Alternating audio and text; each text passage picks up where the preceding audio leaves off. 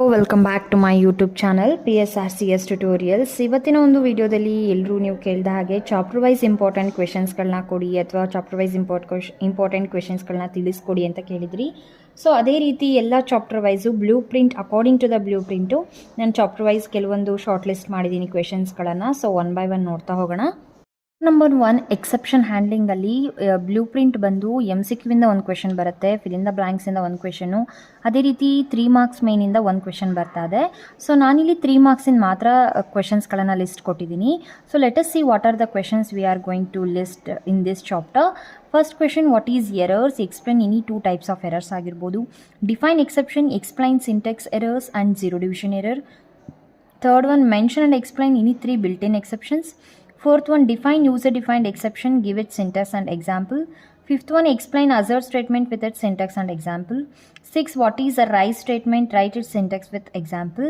7, define the following exception, handling exception, throwing an exception.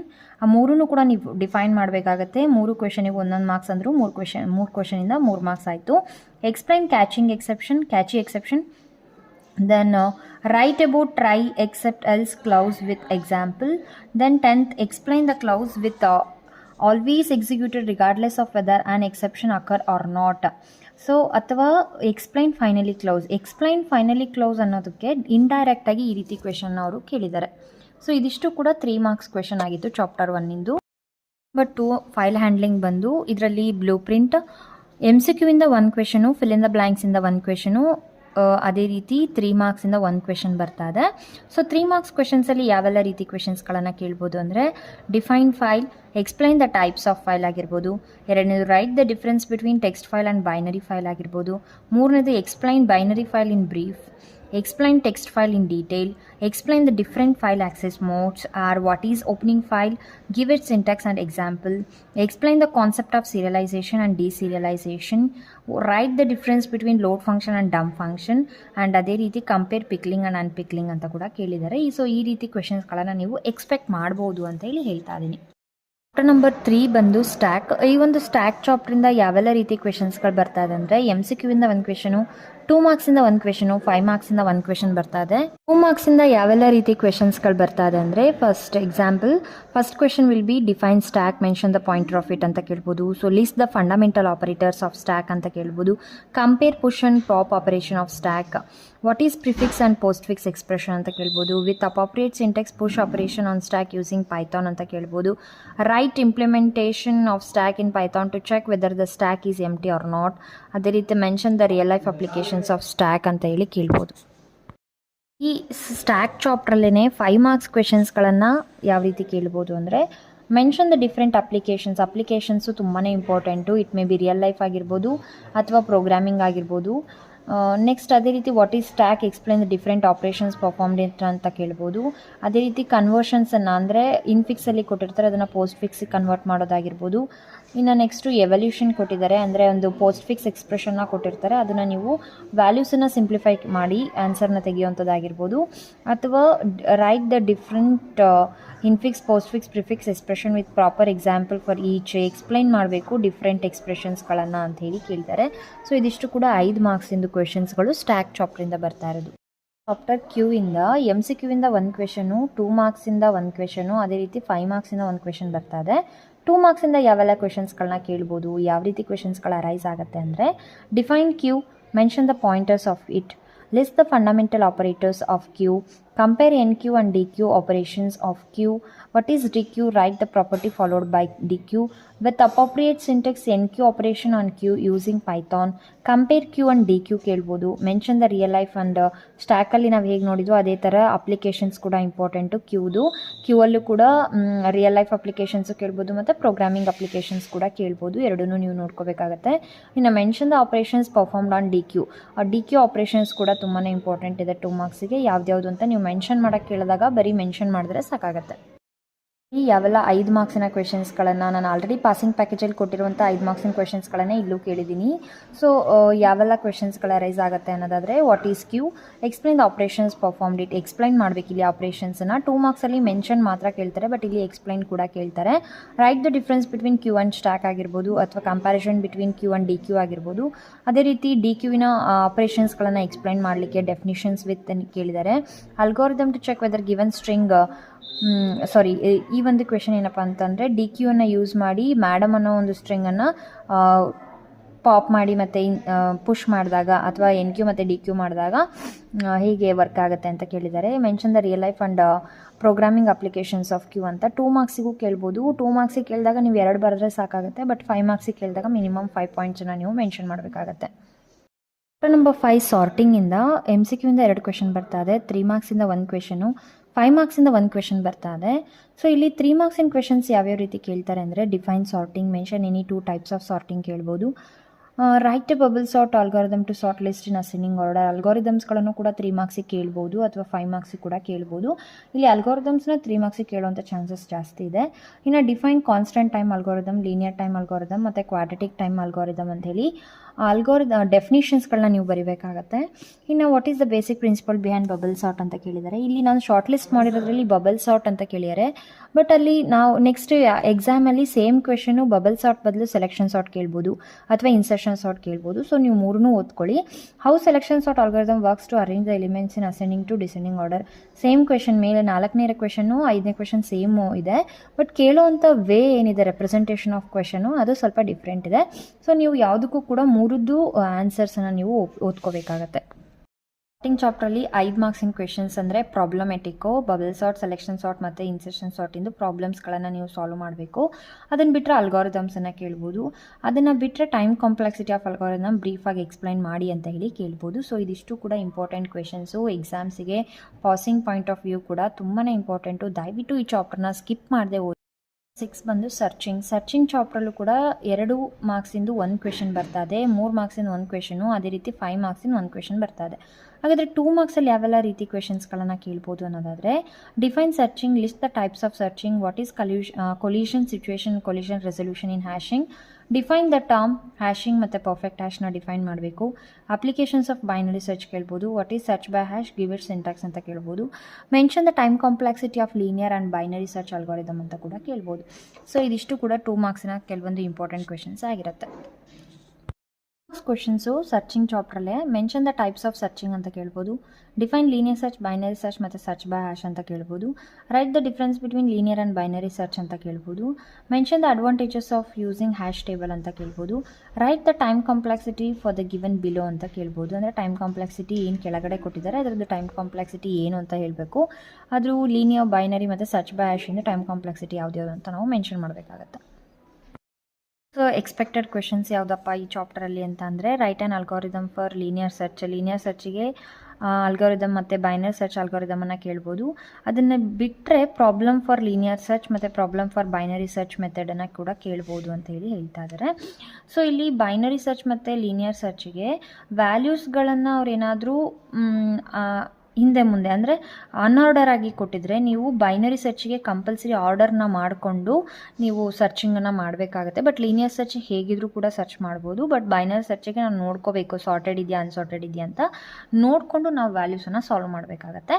ಅದೇ ರೀತಿ applications of binary search, ಇದೇನು madam ನೀವು 2 ಮಾರ್ಕ್ಸಲ್ಲೂ ಇದೇ ಕ್ವೆಶನ್ ಇತ್ತು, 5 ಮಾರ್ಕ್ಸಲ್ಲೂ ಇದೇ ಕ್ವೆಶನ್ ಇದೆಯಲ್ಲ ಅಂತ ಹೇಳಿದ್ರೆ, the way of writing representation answer.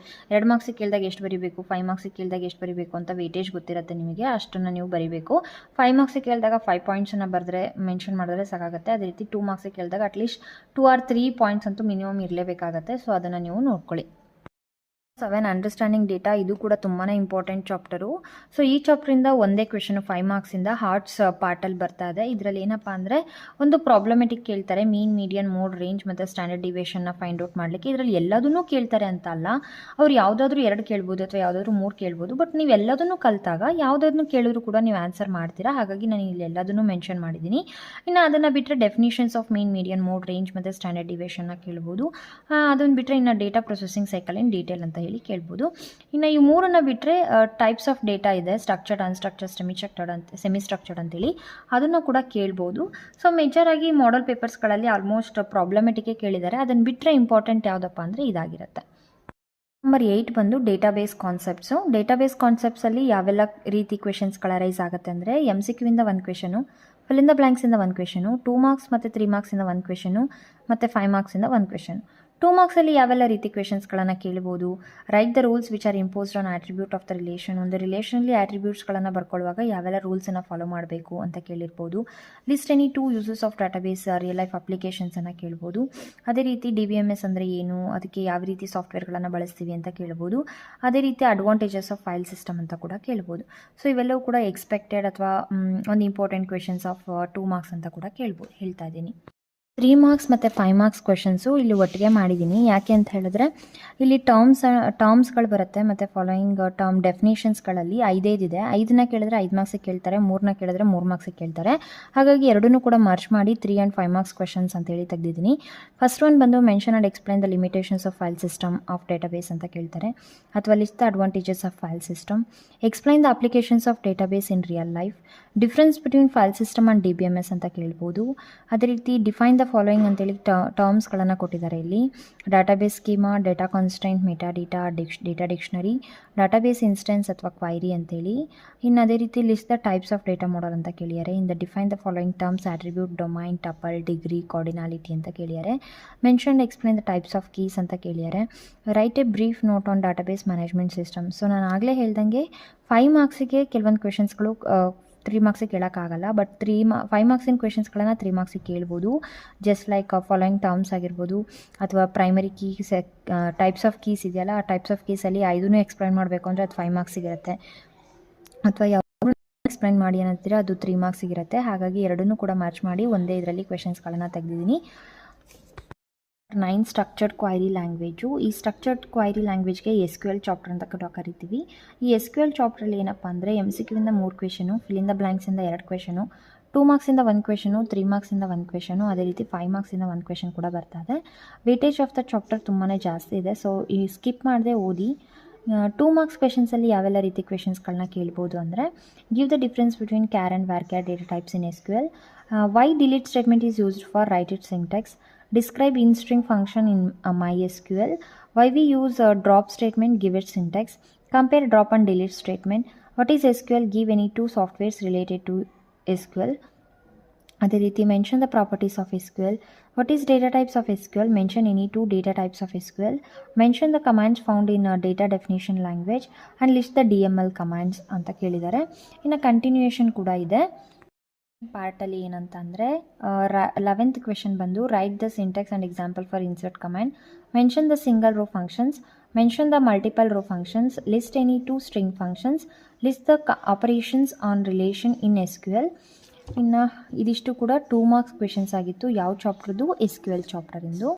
Marks questions ಬಂದು what is constant, explain any 2 constants, give the syntax and example for the following. Third question ಬಂದು briefly explain database schema, data constant and data manipulation. Then differentiate between single and multiple row functions, explain the operations and relations in SQL, explain natural join. So ಇದಿಷ್ಟು ಕೂಡ 3 ಮಾರ್ಕ್ಸ್ನ important questions ಆಗಿರುತ್ತೆ. ಇನ್ನು chapter number SQL ಅಲ್ಲಿ, chapter number 9 SQL ಅಲ್ಲಿ ಏನಂದರೆ 5 marks question part E ಅಂದರೆ arts ಚಾಪ್ಟ್ರಿಂದ ಬರ್ತಾ ಇದೆ. ಈ ಒಂದು ಹಾರ್ಟ್ಸ್ ಚಾಪ್ಟ್ರಿಂದ ಬರ್ತಾ ಇರೋವಂಥ ಕ್ವೆಶನಲ್ಲಿ ಏನಪ್ಪ ಅಂತ ಅಂದರೆ, ನಾವು ಇದೇ ಕ್ವೆಶನ್ ಕೇಳ್ತಾರೆ, ಇಷ್ಟೇ ಕ್ವೆಶನ್ ಇಂಪಾರ್ಟೆಂಟು ಅಂಥೇಳಿ ಲಿಮಿಟೇಷನ್ನ ಹಾಕ್ಲಿಕ್ಕಾಗಲ್ಲ. ಬಟ್ ಆದರೆ ಆ ಒಂದು ಪಾರ್ಟಿಂದ ಈ ರೀತಿ ಕ್ವೆಶನ್ಸ್ಗಳನ್ನು ಕೇಳ್ತಾರೆ ಅಂತೇಳಿ ಹೇಳ್ಬೋದು. ಸೊ ಅದೇ ರೀತಿ ಇಲ್ಲಿ ಮೊದಲನೇ ಕ್ವೆಶನ್ನ ನಿಮಗೆ 2 ಕ್ವೆಶನ್ನ ನಾನು ಕೊಟ್ಟಿದ್ದೀನಿ, ಈ ರೀತಿ ಕೊಡ್ತಾರೆ ಅಂತೇಳಿ ಎಕ್ಸಾಂಪಲ್ಲಿಗೆ. ಮೊದಲನೇ ಕ್ವೆಶನಿನ ಎಕ್ಸಾಂಪಲ್ ನೋಡೋದಾದರೆ, write the SQL commands to develop following table, also find total percentage ಅಂತ ಅಂಡ್ ರಿಸಲ್ಟ್ ಅಂತ ಕೊಟ್ಟಿದ್ದಾರೆ. ಕೆಳಗಡೆ ಒಂದು ಟೇಬಲ್ ಕೊಟ್ಟಿದ್ದಾರೆ, roll number, name, subject 1, subject 2, subject 3 ಅಂತೇಳಿ. ಅದರಲ್ಲಿ ವ್ಯಾಲ್ಯೂಸ್ ಕೂಡ ಆಲ್ರೆಡಿ ಕೊಟ್ಟಿದ್ದಾರೆ. ನೀವೇನು ಮಾಡಬೇಕಾಗಾದ್ರೆ ಇದರಲ್ಲಿ ಅಂತ ಅಂದರೆ, ನೀವು ಕಮಾಂಡ್ಸ್ ಮತ್ತು ಸಿಂಟ್ಯಾಕ್ಸ್ಗಳನ್ನು ಬರೀಬೇಕು.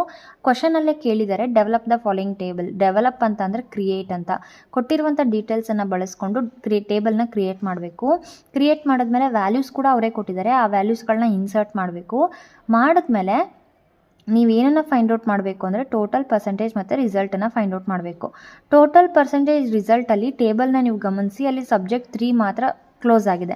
ಇನ್ನು 3ನ್ನ ಕ್ಯಾಲ್ಕುಲೇಟ್ ಮಾಡಬೇಕು ಅಂತಂದರೆ 3 ಕಾಲಮ್ ಎಕ್ಸ್ಟ್ರಾ ಬೇಕು. ಆ 3 ಕಾಲಮ್ ಎಕ್ಸ್ಟ್ರಾ ಬೇಕು ಅಂದರೆ ಆಲ್ಟರ್ ಟೇಬಲ್ನ ನೀವು ಬಳಸ್ಕೋಬೇಕಾಗತ್ತೆ. ಅಂದರೆ ಆಲ್ಟರ್ ಕಮಾಂಡನ್ನು ಬಳಸ್ಕೊಂಡು ನೀವು ಸಿಂಟ್ಯಾಕ್ಸನ್ನು ಬರೀಬೇಕು. ಅದಾದಮೇಲೆ ಎಂಟಿ ಇರೋ ಕಾಲಮ್ಗಳಿಗೆ ವ್ಯಾಲ್ಯೂ ಫಿಲಪ್ ಮಾಡಬೇಕು ಅಂದರೆ ಅಪ್ಡೇಟ್ ಕಮಾಂಡನ್ನು ಬಳಸಿ ವ್ಯಾಲ್ಯೂಸ್ಗಳನ್ನು ಫಿಲಪ್ ಮಾಡಬೇಕು. ಸೊ ಈ ರೀತಿ ಕಮಾಂಡ್ಗಳನ್ನು ಅಥವಾ ಸಿಂಟ್ಯಾಕ್ಸ್ಗಳನ್ನು ಬರೆಯುವಂಥ ಕ್ವೆಶನ್ನು ಈ ಒಂದು 5 ಮಾರ್ಕ್ಸ್ ಪಾರ್ಟಿಂದ ಈ ಒಂದು ಚಾಪ್ಟ್ರಿಂದ ಬರ್ತಾ ಇದೆ. ಎರಡನೇ ಕ್ವೆಶನ್ ನೋಡೋಣ. Write the correct SQL query for the following ಅಂತ ಕೊಟ್ಟಿದ್ದಾರೆ. ಅವರೇ ಅಟ್ರಿಬ್ಯೂಟ್ ನೇಮ್ಗಳನ್ನು ಕೊಟ್ಟಿದ್ದಾರೆ. Register number, name, subject 1, subject 2, subject 3, total ಅಂತ. ಕೆಳಗಡೆ ಸಬ್ ಕ್ವೆಶನ್ಸ್ಗಳನ್ನು 5 ಕ್ವೆಶನ್ ಕೇಳಿದ್ದಾರೆ. To develop the table using above fields, ಮೇಲಿನ ಫೀಲ್ಡ್ಸನ್ನು ಬಳಸಿ, ಮೊದಲನೇ ಕ್ವೆಶನ್ ಥರನೇ ಇದೆ, ಮೇಲಿನ ಎಬೋ ಫೀಲ್ಡ್ಸ್ಗಳನ್ನು ಬಳಸಿ ಟೇಬಲ್ನ ಡೆವಲಪ್ ಮಾಡಬೇಕು. ಡೆವಲಪ್ ಅಂದ ತಕ್ಷಣ ನೆನ್ಪಿಟ್ಕೊಳ್ರಿ, ಕ್ರಿಯೇಟ್ ಅಂತ. Insert the values for the above rose, ಇಲ್ಲಿ ಯಾವುದೇ ರೀತಿ ವ್ಯಾಲ್ಯೂಸನ್ನು ಅವ್ರು ಕೊಟ್ಟಿಲ್ಲ. ನೀವು ಯಾವ ರೀತಿ ವ್ಯಾಲ್ಯೂಸ್ಗಳನ್ನು ಬೇಕಾದರೂ ವ್ಯಾಲಿಡ್ ವ್ಯಾಲ್ಯೂಸ್ಗಳನ್ನು ನೀವು ಫಿಲಪ್ ಮಾಡಬೇಕಾಗತ್ತೆ, ಅಂದರೆ ಇನ್ಸರ್ಟ್ ಮಾಡಬೇಕಾಗತ್ತೆ. ಇನ್ನು ನೆಕ್ಸ್ಟು ಟೋಟಲ್ ಮಾಡಬೇಕು ಅಂತ ಹೇಳಿದ್ದಾರೆ. ಟೇಬಲ್ನ ಕ್ರಿಯೇಟ್ ಮಾಡಬೇಕಾದ್ರೆ ಟೋಟಲ್ನ ನೀವು ತೊಗೊಂಡಿರ್ತೀರ, ಹಾಗಾಗಿ ಆಲ್ಟರೇಟ್ ಏನು ಬೇಡ. ನೀವು ಕ್ಯಾಲ್ಕುಲೇಟ್ ಮಾಡಬೇಕು ಅಂದರೆ ಅಪ್ಡೇಟ್ ಕಮಾಂಡನ್ನು ಬಳಸಬೇಕಾಗತ್ತೆ, ಅಪ್ಡೇಟ್ ಸಿಂಟ್ಯಾಕ್ಸನ್ನು ಬರೀಬೇಕು. Next arrange the names according to the register number, ಇಲ್ಲಿ ವ್ಯಾಲ್ಯೂಸನ್ನು ಡಿಸ್ಪ್ಲೇ ಮಾಡುವಾಗ ಆರ್ಡರ್ ಬೈನ ಯೂಸ್ ಮಾಡಿ. ಯಾವುದು ಆರ್ಡರ್ ಬೈ ಮಾಡಬೇಕು ಅಂದರೆ register number wise order by ಮಾಡಬೇಕಾಗತ್ತೆ. ಸೆಲೆಕ್ಟ್ ಕಮಾಂಡ್ ಜೊತೆಗೆ ಆರ್ಡರ್ ಬೈ ಅನ್ನೋ ಒಂದು ವರ್ಡನ್ನು ಯೂಸ್ ಮಾಡಿ ನೀವು ಸಿಂಟ್ಯಾಕ್ಸನ್ನು ಬರೀಬೇಕಾಗತ್ತೆ. ಇನ್ನು ಅದೇ ಥರ display only names as a result, name ಅನ್ನೋ ಒಂದು ಕಾಲಮ್ ಮಾತ್ರ ಅಥವಾ ಡೊಮೈನ್ ಮಾತ್ರ ಅಲ್ಲಿ ಆನ್ಸರ್ ಆಗಿ ಔಟ್ಪುಟ್ ಆಗಬೇಕು ಅಂದಾಗ ಅಲ್ಲೂ ಸೆಲೆಕ್ಟ್, ಡಿಸ್ಪ್ಲೇ ಅಂದ ತಕ್ಷಣ ಸೆಲೆಕ್ಟ್ ಸ್ಟೇಟ್ಮೆಂಟ್ನ ನೀವು ಬರೀಬೇಕಾಗತ್ತೆ. ಅದನ್ನು ನೆನ್ಪಿಟ್ಕೊಂಡು ಈ ರೀತಿ ಕ್ವೆಶನ್ಸ್ಗಳನ್ನು ಪ್ರಾಕ್ಟೀಸ್ ಮಾಡಬೇಕು. ನೀವು 5 ಮಾರ್ಕ್ಸಿನ ಕ್ವೆಶನನ್ನು ಕಂಪ್ಲೀಟಾಗಿ ಸಾಲ್ವ್ ಮಾಡಬೇಕು ಅಂತ ಹೇಳಿದ್ರೆ. ಚಾಪ್ಟರ್ಲಿ ಎಲ್ಲ ರೀತಿ ಕ್ವೆಶನ್ಸ್ಗಳನ್ನು ನೋಡಿದ್ವಿ. ಈಗ ನೆಕ್ಸ್ಟ್ ನಾವು ಚಾಪ್ಟರ್ ನಂಬರ್ 10 ಕಂಪ್ಯೂಟರ್ ನೆಟ್ವರ್ಕ್ಸ್ ಬಗ್ಗೆ ಡಿಸ್ಕಸ್ ಮಾಡ್ತಾ ಇದ್ದೀವಿ. ಈ ಕಂಪ್ಯೂಟರ್ ನೆಟ್ವರ್ಕ್ಸಲ್ಲಿ ಟೋಟಲ್ ಆಗಿ MCQ ಇಂದ 2 ಕ್ವೆಶನು, 2 ಮಾರ್ಕ್ಸಿಂದ 1 ಕ್ವೆಶನು, 3 ಮಾರ್ಕ್ಸಿಂದ 1 ಕ್ವೆಶನು, ಅದೇ ರೀತಿ 5 ಮಾರ್ಕ್ಸಿಂದ 1 ಕ್ವೆಶನ್ ಬರ್ತಾ ಇದೆ. 2 ಮಾರ್ಕ್ಸಲ್ಲಿ ಯಾವ ರೀತಿ ಕ್ವೆಶನ್ಸ್ಗಳನ್ನ ಕೇಳ್ತಾರೆ ಅಂದರೆ mention the types of network ಅಂತ ಕೇಳ್ಬೋದು, ಎಕ್ಸ್ಪ್ಯಾಂಡ್ ARPANET ಅಥವಾ URL, ಇವೆರಡನ್ನೇ ಕೇಳ್ತಾರೆ ಅಂತೇನಿಲ್ಲ. ಎಕ್ಸಾಂಪಲು ನೀವೆಲ್ಲ ಫುಲ್ ಫಾರ್ಮ್ಸನ್ನು ಕಲಿಬೇಕಾಗತ್ತೆ. Write a short note on PAN area network ಅಂತ ಇದೆ. ಪ್ಯಾನ್ ಬದಲು ಲ್ಯಾನ್ ಕೇಳ್ಬೋದು, ಮ್ಯಾನ್ ಕೇಳ್ಬೋದು, ವ್ಯಾನ್ ಕೇಳ್ಬೋದು. ಸೊ ನೀವು ಎಲ್ಲದನ್ನು ಓದ್ಕೊಂಡ್ರೆ ಬೆಸ್ಟ್ ಇರುತ್ತೆ. Next explain any 2 computer network devices, ಇಲ್ಲಿ 2 ಮಾರ್ಕ್ಸಿಗೆ ಆಗಿರೋದ್ರಿಂದ ಯಾವುದಾದ್ರೂ 2 ನೆಟ್ವರ್ಕಿಂಗ್ ಡಿವೈಸನ್ನು ಮೆನ್ಷನ್ ಮಾಡಿ ಅಂತ ಕೇಳಿದ್ದಾರೆ, ಅಥವಾ ಎಕ್ಸ್ಪ್ಲೈನ್ ಮಾಡಿ ಅಂತ ಕೇಳಿದ್ದಾರೆ. ಲಿಸ್ಟ್ ದ ಟೈಪ್ಸ್ ಆಫ್ ಟಪಾಲಜಿನ ಮೆನ್ಷನ್ ಮಾಡಬೇಕು. Define how network communication can be identified using notes, ಯಾವ ರೀತಿ ನೆಟ್ವರ್ಕ್ಗಳು ಕಮ್ಯುನಿಕೇಟ್ ಮಾಡುವಾಗ ಐಡೆಂಟಿಫೈ ಮಾಡುತ್ತೆ, ಮ್ಯಾಕ್ ಅಡ್ರೆಸ್ ಮತ್ತು IP ಅಡ್ರೆಸ್ನ ಯೂಸ್ ಮಾಡಿ ಅಂತ ಅದನ್ನು ನೀವು ಬರೀಬೇಕಾಗತ್ತೆ ಆನ್ಸರು. ದೆನ್ ಡಿಸ್ಕ್ರೈಬ್ WWW, ಅಂದರೆ ನೀವು ಇಲ್ಲಿ ಎಕ್ಸ್ಪ್ಯಾಂಡ್ ಮಾಡೋ ಹಾಗಿಲ್ಲ, ಅದ್ರ ಬಗ್ಗೆ ನೀವು ಮಾಹಿತಿಯನ್ನು ಬರೀಬೇಕಾಗತ್ತೆ. ಎಕ್ಸ್ಪ್ಯಾಂಡಿಗೂ ಡಿಸ್ಕ್ರೈಬಿಗೂ ವ್ಯತ್ಯಾಸ ಇದೆ, ಅದನ್ನು ಕ್ವೆಶನ್ನ ನೀಟಾಗಿ ಓದ್ಕೊಳ್ಳಿ. Next write a short note on bus topology ಅಂತ ಕೇಳಿದರೆ. ಬಸ್ ಟಪಾಲಜಿ ಬದಲು ಅವರು ಸ್ಟಾರ್ ಟಪಾಲಜಿ, ಮೆಶ್ ಟಪಾಲಜಿ ಯಾವ್ದನ್ನಾದ್ರೂ ಕೇಳ್ಬೋದು. ನೀವು ಎಲ್ಲದಕ್ಕೂ ಕೂಡ ರೆಡಿಯಾಗಿರಬೇಕು. ನಾನು ಇಲ್ಲಿ ಎಕ್ಸಾಂಪಲಲ್ಲಿ ಬಸ್ ಟಪಾಲಜಿ ಕೇಳಿದ್ದೀನಿ. What is URL and explain ಅಂತ ಕೇಳಿದ್ದಾರೆ. ಇನ್ನು ಎಕ್ಸ್ಪ್ಲೈನ್ ಗೇಟ್ವೇ ಅಂತ ಕೇಳಿದ್ದಾರೆ. ಸೊ ಇದಿಷ್ಟು ಕೂಡ 2 ಮಾರ್ಕ್ಸಿನ ಎಕ್ಸ್ಪೆಕ್ಟೆಡ್ ಕ್ವೆಶನ್ ಆಗಿರುತ್ತೆ. ಕ್ವೆಶನ್ಸಲ್ಲಿ ಯಾವ ರೀತಿ ಕ್ವೆಶನ್ಸ್ಗಳನ್ನು ಕೇಳ್ಬೋದು ಅಂದರೆ write a note on wide area network ಅಥವಾ write a note on local area network, metropolitan area network ಅಂತ ಕೇಳ್ಬೋದು. ಅದೇ ರೀತಿ ಎಕ್ಸ್ಪ್ಲೈನ್ ಮ್ಯಾಕ್, HTTP, URI ಅಥವಾ URL ಅಂತ ಕೇಳ್ಬೋದು. ಇಲ್ಲಿ ಎಕ್ಸ್ಪ್ಯಾಂಡ್ ಅಲ್ಲ, ಎಕ್ಸ್ಪ್ಲೈನ್ ಅಂತ ನೀವು ಕ್ವೆಶನ್ನ ನೀಟಾಗಿ ಓದ್ಕೋಬೇಕಾಗತ್ತೆ. ಎಕ್ಸ್ಪ್ಯಾಂಡಿಗೂ ಎಕ್ಸ್ಪ್ಲೈನಿಗೂ ವ್ಯತ್ಯಾಸ ಇರುತ್ತೆ. Then write a short note on star topology ಬದಲು ಮೆಶ್ ಟಪಾಲಜಿ ಕೇಳ್ಬೋದು, ಬಸ್ ಟಪಾಲಜಿ ಕೇಳ್ಬೋದು. ಸೊ ಎಲ್ಲ ಟಪಾಲಜಿಗಳನ್ನು ನೀವು ಓದ್ಕೊಂಡ್ರೆ ಬೆಟರ್ ಇರುತ್ತೆ. Next define the following network topology ಅಥವಾ DNS ಸರ್ವರ್ ಅಂದರೆ ನೀವು ಡೆಫಿನೇಷನ್ಸ್ಗಳನ್ನು ಮೆನ್ಷನ್ ಮಾಡಬೇಕಾಗತ್ತೆ. ಮಾರ್ಕ್ಸಿನ ಕ್ವೆಶನ್ಸ್ ಬಂದು first question define network topology, explain star and bus topology ಅಂತ ಕೇಳ್ಬೋದು, ಅಥವಾ explain different network devices used to configure network, explain MAN networking area, explain the following modem, hub, switch, RJ45 ಅಥವಾ router ಅಂತ ಕೇಳ್ಬೋದು. Explain the different types of network ಅಥವಾ explain different types of ಟಪಾಲಜೀಸ್ ಅಂತ ಕೂಡ ಕೇಳ್ಬೋದು 5 ಮಾರ್ಕ್ಸಿಗೆ. ಸೊ ನೀವೆಲ್ಲದನ್ನು ಎಲ್ಲ ಟಪಾಲಜಿಗಳನ್ನು ಓದಿದ್ರೆ 2 ಮಾರ್ಕ್ಸಿಗೂ mention ಮಾಡ್ಬೋದು, ಬರಿಬೋದು ಆನ್ಸರ್ನ. 3 ಮಾರ್ಕ್ಸಿಗೂ ಬರಿಬೋದು, 5 ಮಾರ್ಕ್ಸಿಗೂ ಬರಿಬೋದು. ಅದೇ ರೀತಿ ಟೈಪ್ಸ್ ಆಫ್ ನೆಟ್ವರ್ಕು ಅಷ್ಟೇ 2 ಮಾರ್ಕ್ಸಿಗೂ ಬರಿಬೋದು. ಒಂದು ಕ್ವೆಶನ್ನ ಕಂಪ್ಲೀಟಾಗಿ ನೀವು ಕಾನ್ಸೆಪ್ಟನ್ನು ಪೂರ್ತಿ ಓದಿದ್ರೆ ನೀವು ಕ್ವೆಶನ್ ಯಾವ ರೀತಿ ಫ್ರೇಮ್ ಮಾಡ್ತಾರೋ ಆ ರೀತಿ ಆನ್ಸರ್ನ ಬರೆಯೋಕ್ಕೆ ಯೂಸ್ಫುಲ್ ಆಗುತ್ತೆ. ಅದೇ ರೀತಿ ಚಾಪ್ಟರ್ ನಂಬರ್ 11 ಬಂದು ಡೇಟಾ ಕಮ್ಯುನಿಕೇಷನ್ ನೆಟ್ವರ್ಕ್ಸ್ ಅಂತ. ಇದರಲ್ಲಿ MCQ ಇಂದ 2 ಕ್ವೆಶನು, 2 ಮಾರ್ಕ್ಸಿಂದ 1 ಕ್ವೆಶನು, ಅದೇ ರೀತಿ 5 ಮಾರ್ಕ್ಸಿಂದ 1 ಕ್ವೆಶನ್ನ ಕೇಳ್ತಾರೆ.